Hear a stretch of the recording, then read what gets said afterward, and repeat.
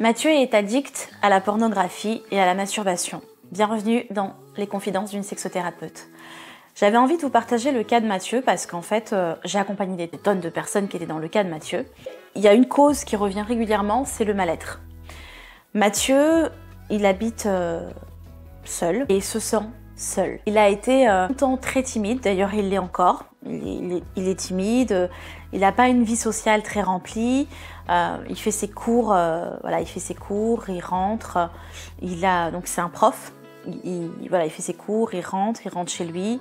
Et à chaque fois qu'il s'ennuie et qu'il se sent seul, il ouvre un porno, il regarde du porno, il se masturbe. Ensuite, il passe à autre chose. Sauf que cette solitude-là, c'est quelque chose qu'il ressent de plus en plus et régulièrement. Et ce qui s'est passé, c'est qu'au fur et à mesure du temps, il s'est mis à se masturber tous les jours, voire plusieurs fois par jour. Et quand il m'a contactée, il m'a dit « Écoute, j'ai vraiment besoin d'aide parce que je me sens mal, je me sens honteux, je me sens coupable, je comprends pas pourquoi je fais ça. J'arrive pas à avoir une vie comme les autres hommes. J'arrive pas à sortir, à avoir une vie sociale, à avoir une petite copine. Et le problème, c'est que je suis vraiment dans un cercle vicieux. On est vraiment dans un cas d'addiction. On a avec Mathieu travaillé déjà sa situation personnelle et les causes de son comportement. Parce que le symptôme, c'est l'addiction à la masturbation et à la pornographie. Enfin d'ailleurs la pornographie qui engendre aussi l'addiction à la masturbation. Mais la cause profonde, ce n'est pas ça. La cause profonde, c'est sa solitude, c'est son mal-être. C'est le fait qu'il ne sache pas quoi faire de sa vie, qu'il rencontre personne.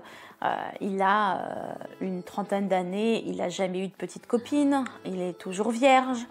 Et il s'est créé un monde virtuel dans lequel il a l'impression qu'il embellit sa vie, mais qu'il n'embellit pas du tout sa vie parce que ça lui coupe de tout le reste finalement. Et de la réalité et du cercle social qui pourrait se créer. Donc on a vraiment travaillé sur la cause de sa solitude, depuis quand est-ce qu'il se sent seul, pourquoi est-ce qu'il se sent seul, de la mise en place d'une vie sociale qu'il pourrait avoir et mettre en place avec des hobbies, des choses qu'il kiffe, etc.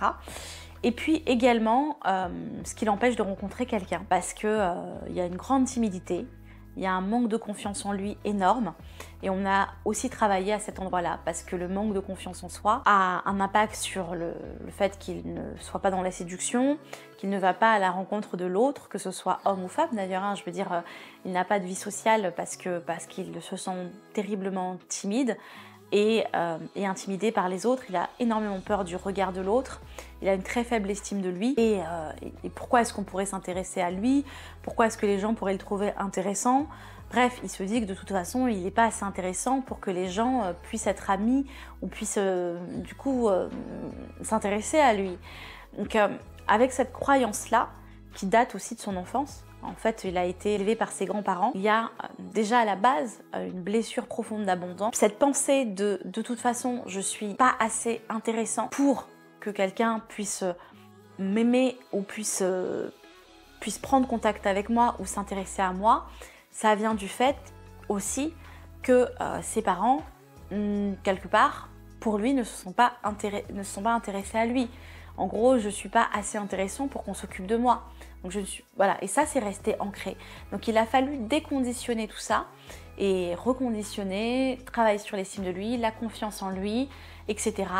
pour ensuite avoir un impact sur ses comportements sexuels derrière. Si vous vous sentez concerné par ce que je suis en train de vous raconter, parce que peut-être que vous êtes en train de regarder cette vidéo parce que vous êtes un homme qui souffrait d'addiction à la masturbation, à la pornographie, et vous vous sentez concerné, ou peut-être que vous avez envie de partager votre histoire et vous faire accompagner, dans ce cas-là, n'hésitez pas à nous mettre un petit commentaire, un petit message privé aussi.